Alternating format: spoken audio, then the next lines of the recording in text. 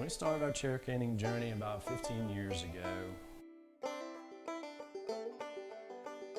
First doing restorations on the side at our house, and then we got a studio about 10 years ago. We realized that having those skills was one thing, passing them along to others was very important. So we reinvented ourselves.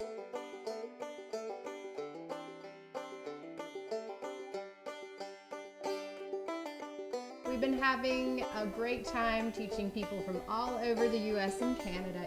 People coming up for our boot camp, and then we've had a lot of people coming from around the region for day-long sessions or 2-day-long sessions.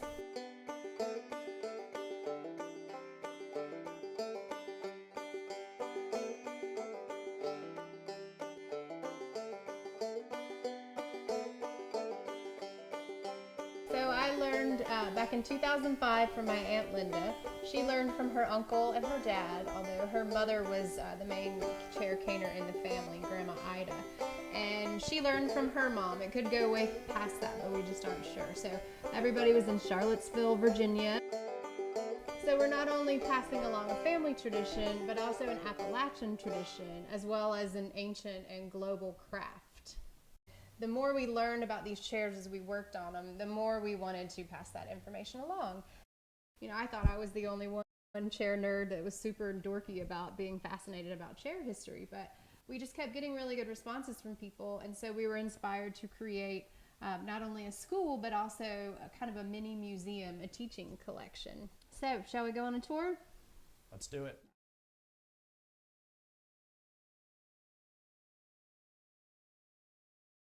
First up on the chair wall, natural rush and then paper rush. The process is the same. You have these triangles that come together into the middle.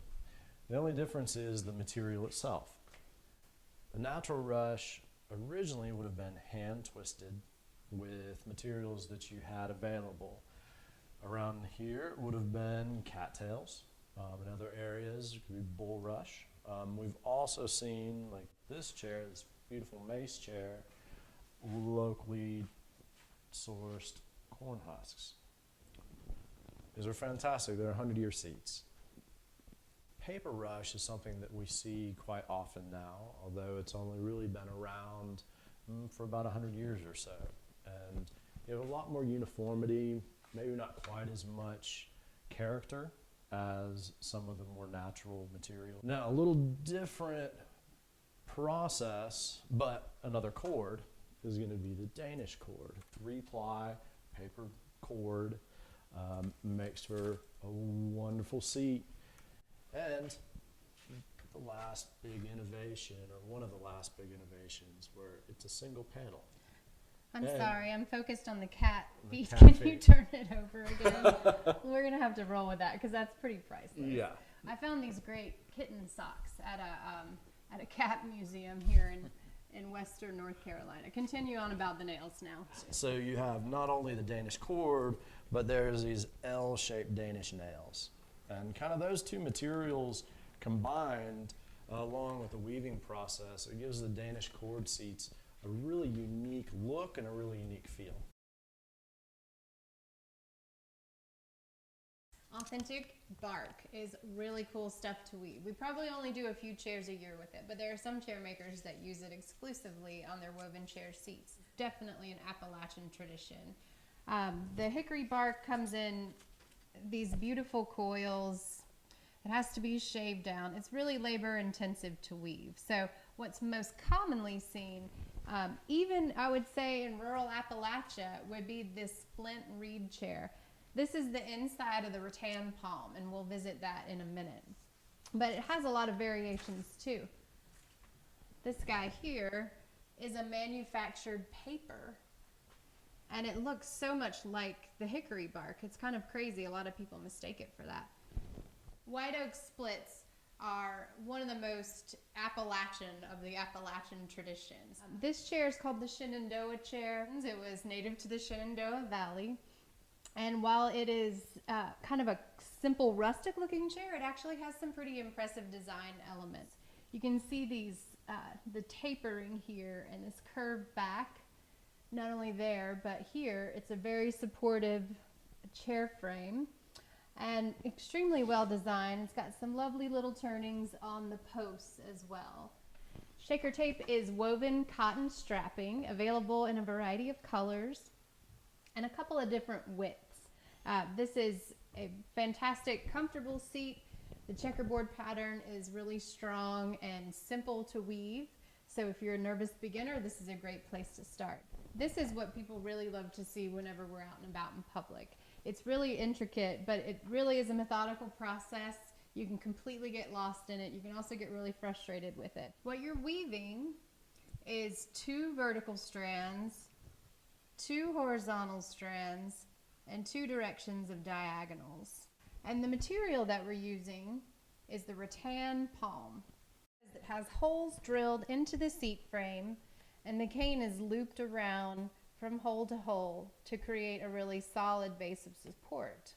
The last chair on our chair wall is pressed cane. That's soaked and then pressed into a groove. So this chair back has a groove running around the panel. The cane is pressed into the groove and then cut off on the opposite edge, and then a spline is inserted into that groove. Let's take a look at some other chairs. This lovely little nugget of Asheville history came from the original S&W cafeteria. Gorgeous 1920s green paint, these lovely little spindles, and you can see the chair has been upholstered at some point, but it was originally caned.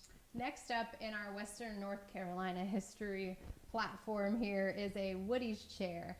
This was made by Arvil Woody. They just had an exhibit up at the Toe River Arts Council, 200 years of Woody's chairs. It is a fantastic shop. You've got to include it on your list next time you are up in Spruce Pine. This rocking chair was donated to our museum by Scott Woody. It is a Shadrach Mace rocker. It's got these beautiful sculpted arms and this kind of bumpy turning on the front post is indicative of a Mace chair. You can also see a lot of hand-carved details here where the arm joins into the back post, and kind of subtly right here, the sculpted back. The seat is woven with a twisted seagrass. We've seen a lot of this seagrass material on Mace chairs. In fact, there's a church up in Canton, North Carolina that has over 80 Mace chairs. The pastor was so kind. She donated a couple of chairs to us. This is a twisted corn shuck seat. You can see a little bit more clearly the sculpted hand-carved back. We have a lot of chairs in here on loan from Aramont School of Arts and Crafts in Gatlinburg. This lovely metal and corn shuck chair is kind of a contemporary twist on corn shuck weaving. It was woven likely though in the mid 20th century. I'm trying to do some repairs here on broken pieces. This is the first step in our fiber rush process exhibit. Most chairs are wider on the front than they are in the back, which means you have a gusset area that needs to be filled in before you can start incorporating all 4 posts.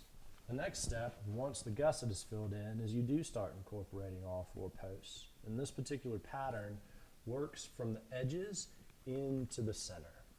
About halfway or a little over halfway through the weaving process, you're going to want to stuff your seat with cardboard. Most chairs are wider than they are deep, so your side rails fill up before your front and back rails. That leaves this open area that is the bridge between the two. At this point, you're just weaving from front to back rail and making this bridge from one side to the other. The last step that we like to do is to put a shellac coat on.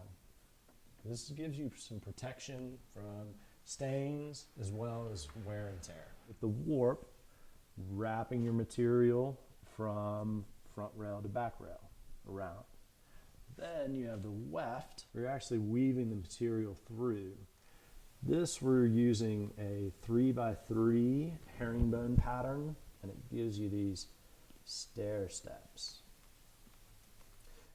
Because the front rail is wider than the back, that you do have this area on the edge that will have to be filled in afterwards.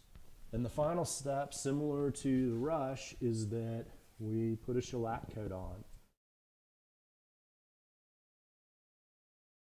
Thanks for visiting us in our shop, y'all. We hope to see you in the future at Silver River Center for Chair Caning in the River Arts District.